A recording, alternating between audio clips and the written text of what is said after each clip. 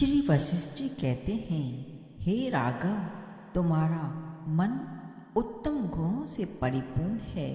तुम हमारे योग्य शिष्य हो और प्रश्न करने का ढंग भी तुम्हें भलीभांति ज्ञात है। तुम कही हुई बात को विशेष रूप से समझ लेते हो, इसलिए मैं आदर पूर्वक तुम्हें उपदेश देने के लिए उद्यत हुआ हूँ।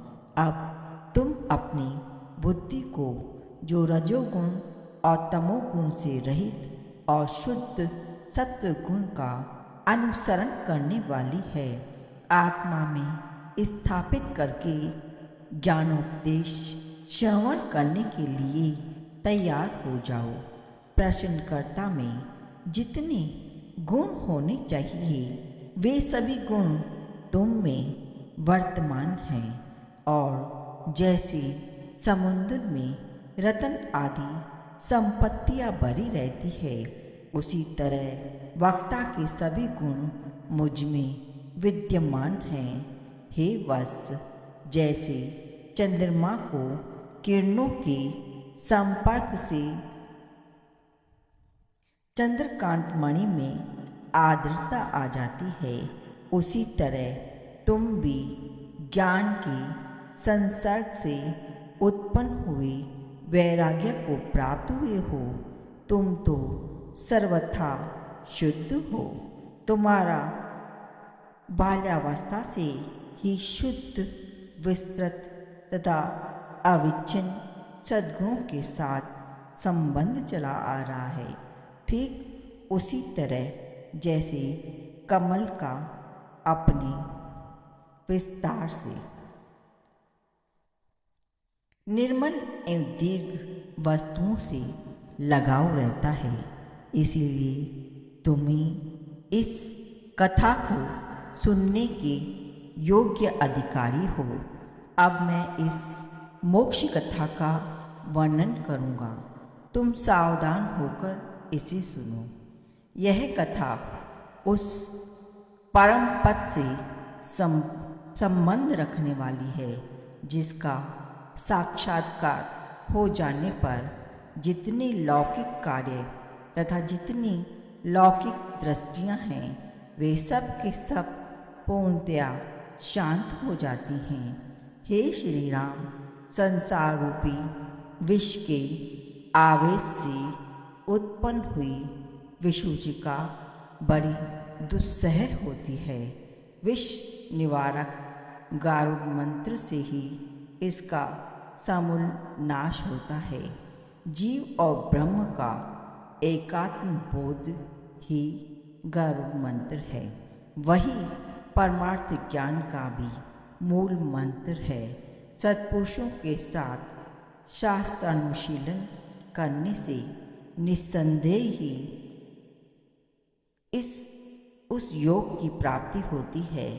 शास्त्र चिंतन करने पर इस जन्म में अवश्य ही संपूर्ण दुखों का समूल विनाश होता है, ऐसा मानना चाहिए।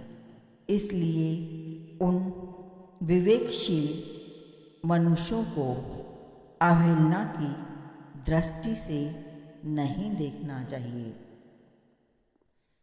जिस विवेकी पुरुष को सम्यक दृष्टि की उपलब्धि हो चुकी है, वह पुरानी केंचुल का त्याग करके संताप रहित हुए सर्प की भांति मानसिक व्यथाओं से परिपूर्ण इस संसार के अनुराग का परित्याग करके संताप रहित हो जाता है।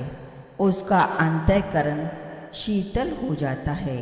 वह संपूर्ण जगत को विनोद पूर्वक इंद्रजाल की तरह सुख रूप देखता है, परंतु जो उसे सम्यक दृष्टि से रहित है, जो उस सम्यक दृष्टि से रहित है, उसके लिए यह संसार परम दुखदायी है।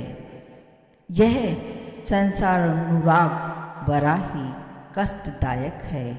यह अनर्थ की आशंका किए बिना ही मोहवश विषयों में फंसे हुए पुरुष को सर्प की तरह डस लेता है, खड्ग की भांति काट डालता है, बाले के समान बेध देता है, रस्सी की तरह आवेष्टित कर देता है, आग के सदृश जला देता है, रात्रि की तरह अंधा बना देता है, सिर पर गिरे हुए पत्थर के समान मूर्छित कर देता है, विचार शक्ति को हर लेता है, मर्यादा का विनाश कर देता है और मोह रूपी अंधकूप में गिरा देता है। तृष्णा तुम्हें जर्जर कर देती है। अधिक क्या, संसार में ऐसा कोई दुख नहीं जो संसारी मनुष्य को तृष्णा से न प्राप्त होता हो। यह विषय भोग रूपिणी विषुचिका दुष्परिणाम वाली है। वह नरक नगर रूप शरीर समुदाय के साथ अनुराग उत्पन्न करने वाली है।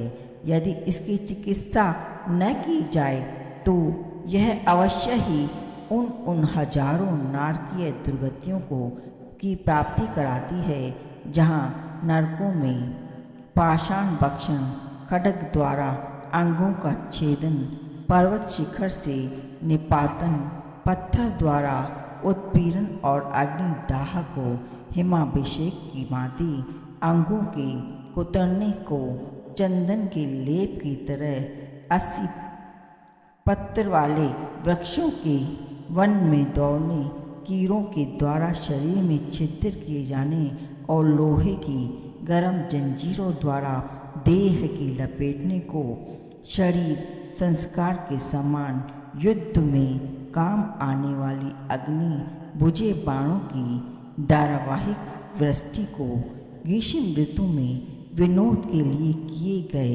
जल यंत्रों के फव्वारों की बूंद वर्षा के सदृश सिर के काटे जाने को सुख निद्रा के तुल्य मुख बंद करके बलपूर्वक किए गए मुंह की बाव को स्वाभाविक मुख मुद्रा के सम्मान और अकिंचितता को महती सम्मत बुद्धि की तरह सहन करना पड़ता है।